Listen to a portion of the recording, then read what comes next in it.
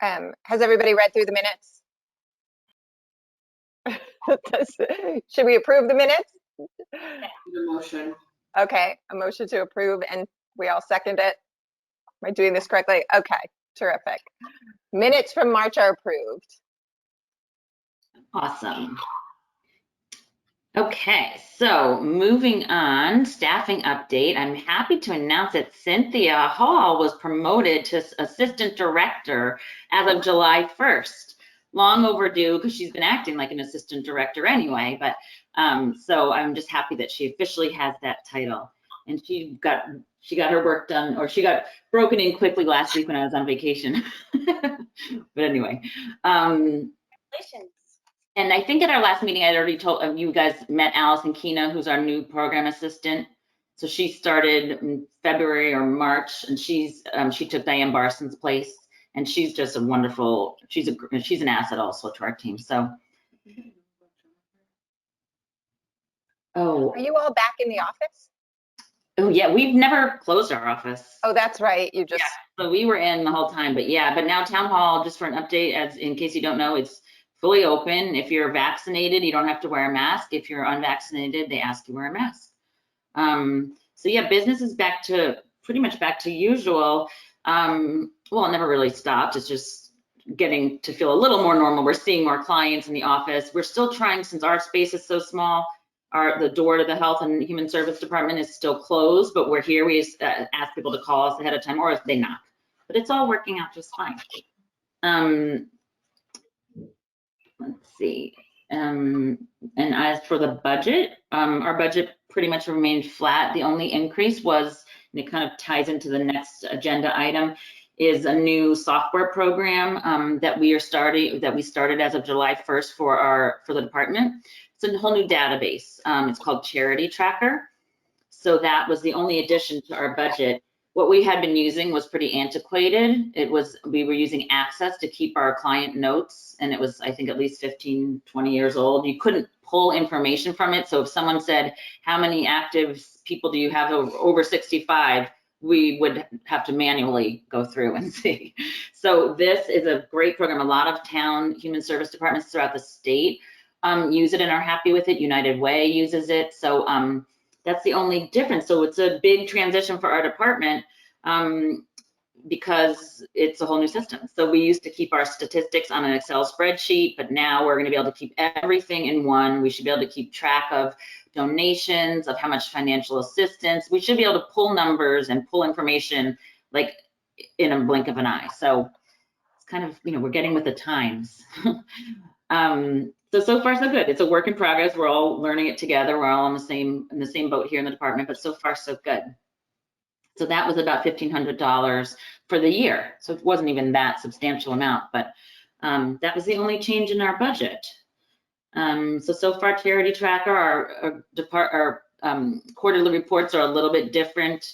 Actually, the next one that comes out in a couple of weeks, I'll send to all of you, just because we used to use a whole different system. So it's going to be a transition period, but all for the best.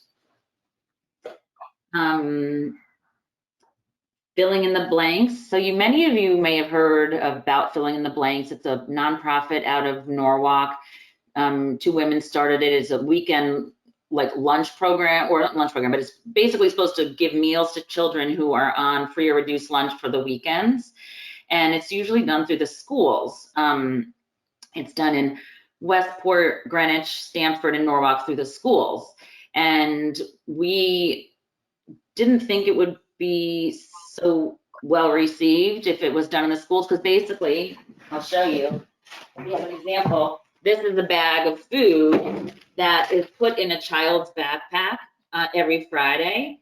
It's really heavy, but also, we don't have a substantial amount of children. There's, I think it's about a little over 100 children in the town that are on free and reduced lunch. So we were concerned for their anonymity, and just it's one thing if there was a large population receiving it, but so they bring it to us. So we just started it. Is this our second or third round? Third round. So we're doing it every 2 weeks.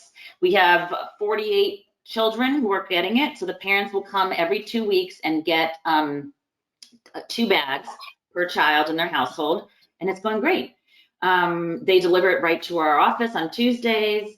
And then on Thursdays is the main day of pickup, but we're flexible if someone can't get here or not. So the clients are coming in and picking it up, and it's really, really going well. So we're thrilled. New Canaan had also tried doing it through the schools, and apparently it also wasn't so successful because similar kind of demographics. So they do it through their human service department too. They have a food pantry, but so we're excited about it. So far so good.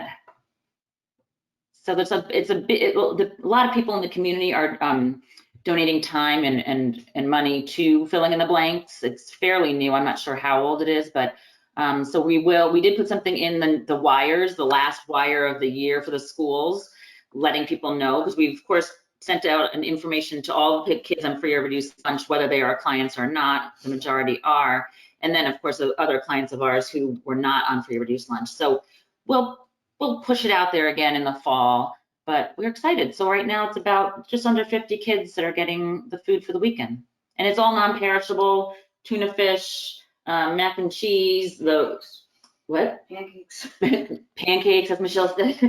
But then it has like those, the chocolate milks and the vanilla milks, the milks that are like not Horizon, but sometimes it's Horizon, I forget what you call them, but like Parmalat type things. So it's supposed to give them meals for both days of the weekend. So we're kind of excited. That's awesome. What's that? Oh, there's a message in the chat. Is that you, Janet? Sorry.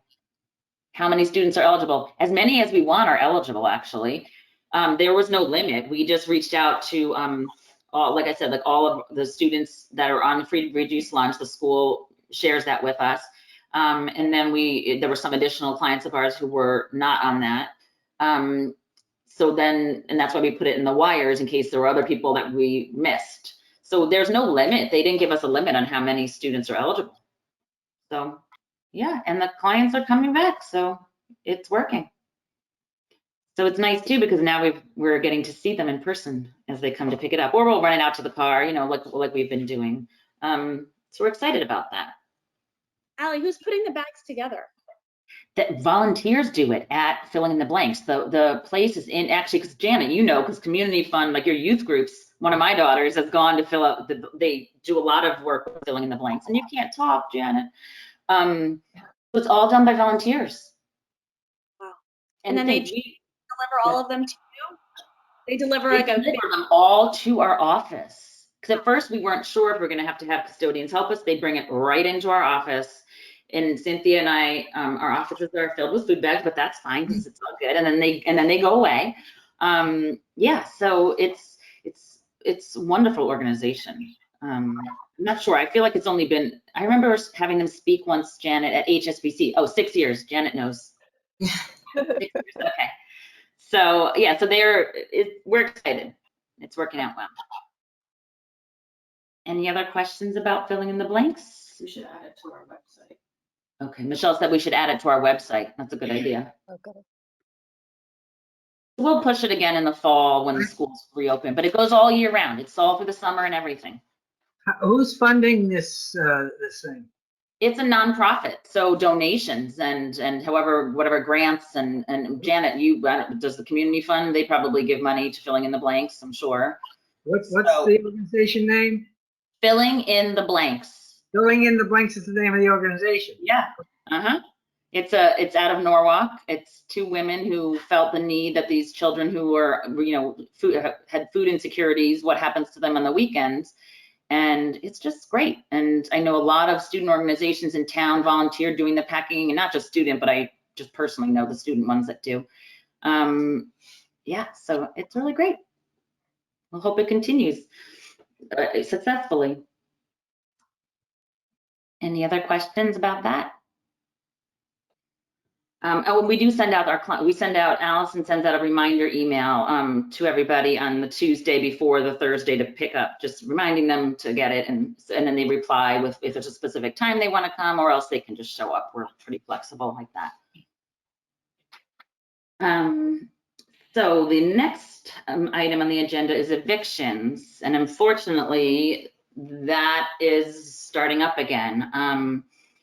The official eviction moratorium ended on July 1st in Connecticut, although there's been some new new rules that Governor Lamont put in, that any landlord who files has to apply for Unite CT, which is the state-funded program trying to help people with their back rent. But it only gives them an extra 30 days before they can pursue the eviction. And I believe, if I remember reading it correctly, Cynthia, help me, I think that's only through the end of July anyway. Right, that's it. So we had 2 evictions last week. While I was on vacation, Cynthia handled them both back to back. And it's unfortunate. It's happening. You know, there's been this moratorium for what, like a year, well over a year and a half almost, and it can only go on so long. So if we, of course, have always tried to help our clients, anyone who comes to our, you know, who we know or who comes to us for help, but sometimes when it's just too big, if people haven't paid rent for a year, we don't have the resources, and no one has the resources, not even that Unite CT program can cover that.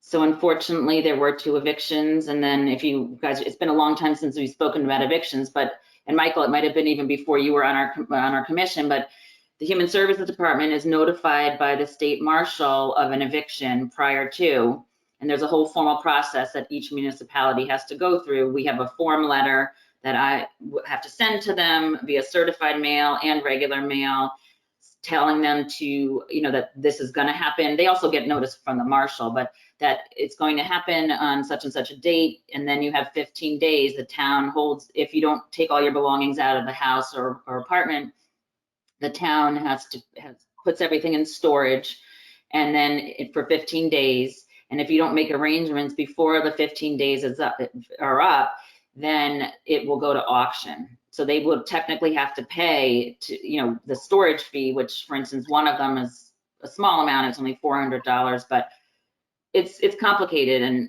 oftentimes it doesn't come to this. If the resident is there at the time and signs off to the marshal that anything left behind is trash, then they'll just trash it. But if they're not there, then we have to, by law, store all of the belongings. So one of the evictions we did, well, both of them this time are going to have storage, and we don't know how much fees. One of them was the whole house wasn't packed, right, Cynthia? And it was quite upsetting, but.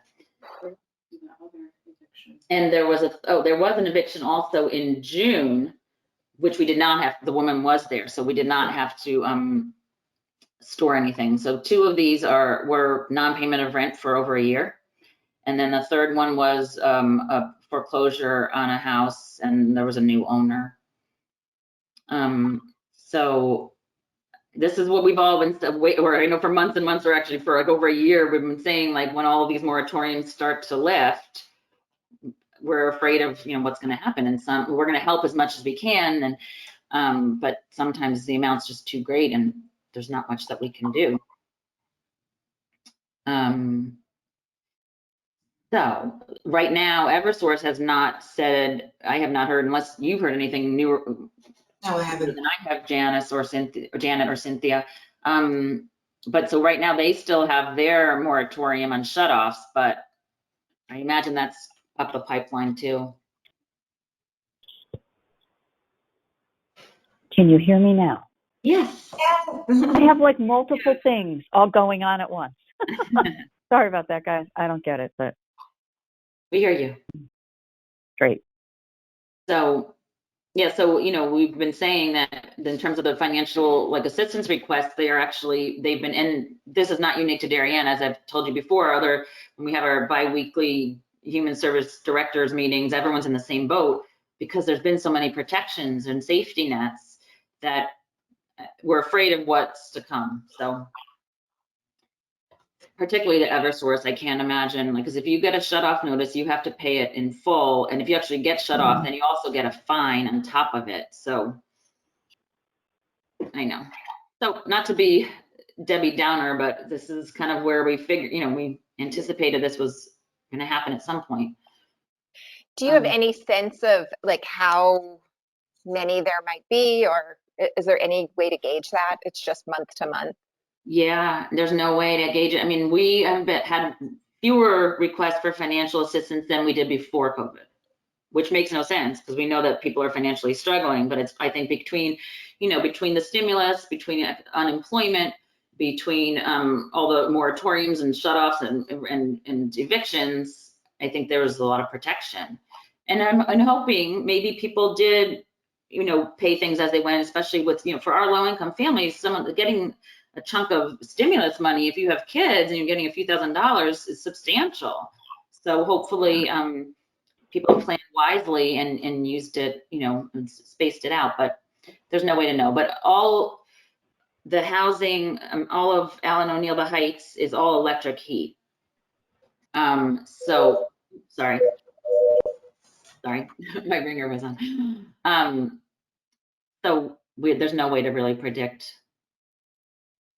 But I know that the town is also going to be getting some federal funding, and I'm not sure, I think that they haven't even received it yet, but that there might be additional resources to help people. I'm not sure of the details. Maybe by our next, or definitely by our next meeting, I'll have more details. I think Kate Bush said they were just starting a committee to figure out what to do with the funds, and I can't remember what it's called, but it's something from the federal government, COVID relief money that the municipalities are getting.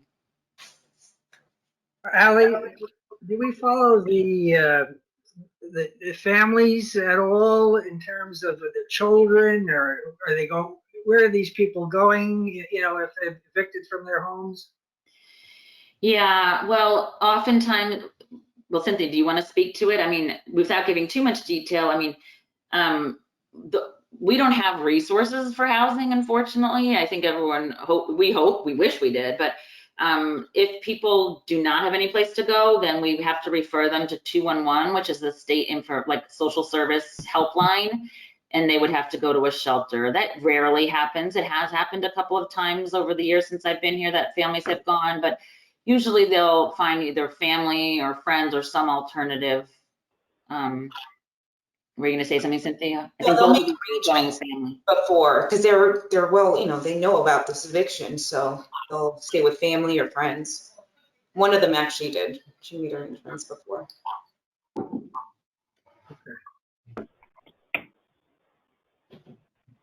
So,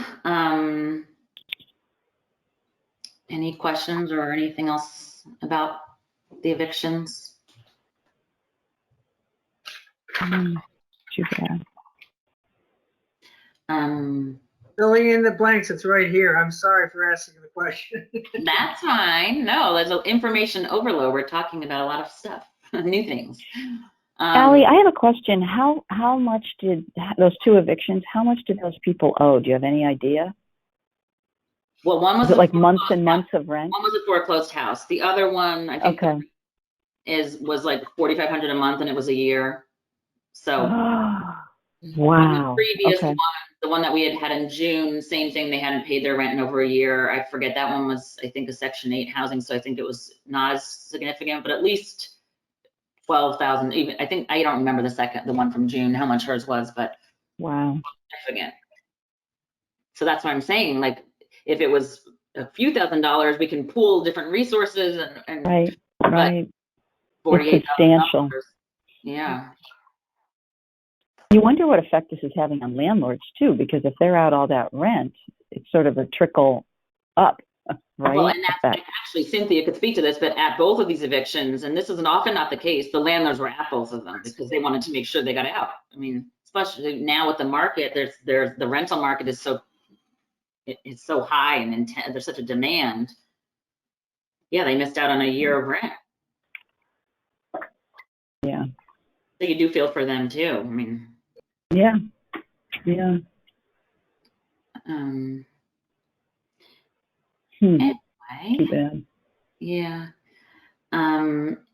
Any old business?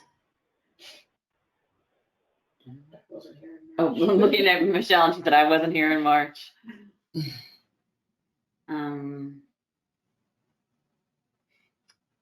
New business. I'm assuming that you all are aware of probably by now, but Jennifer Geddes, who was on the Commission on Aging and on the Advisory Board of Health, and she would sit in on our meetings often. She passed away, which is such a loss. She was just such a wonderful woman and so good to the community and devoted. And she was still working as a nurse at Stanford Hospital not too long ago. So we're sad. She was a wonderful woman. And new business, anything else? I mean, Mm-mm. but we're for back to school, we're starting to think about back to school, not starting, we are thinking about back to school, and we're gonna do gift cards again, Target gift cards, because that was a big success when we did it last year. So Michael, last year well, you were here, but we used to have a room set up, and our client, the parents, and sometimes the children would come in, they could get a backpack, school supplies, and they could get a smaller gift card for shoes. Usually it was like pay less. But with COVID, we switched to strictly gift cards last year, and it was successful. And I think the clients really liked it. And then they can Good. pick out specifically what their kids want.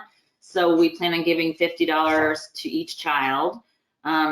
We are using, so at Salvation Army, we did get some money from them, so we're using that money, and then we have to figure out exactly how many kids we anticipate, so we're going to do strictly gift cards. And the other towns that we speak with on a regular basis are doing the same thing. Everyone's saying this was easy for everyone, the clients love it. Good. And Target seemed to be the biggest hit because you can get clothes and school supplies there, you know, because last year we had Kohl's and Walmart also, but the Target ones went fast, so we're just doing Target.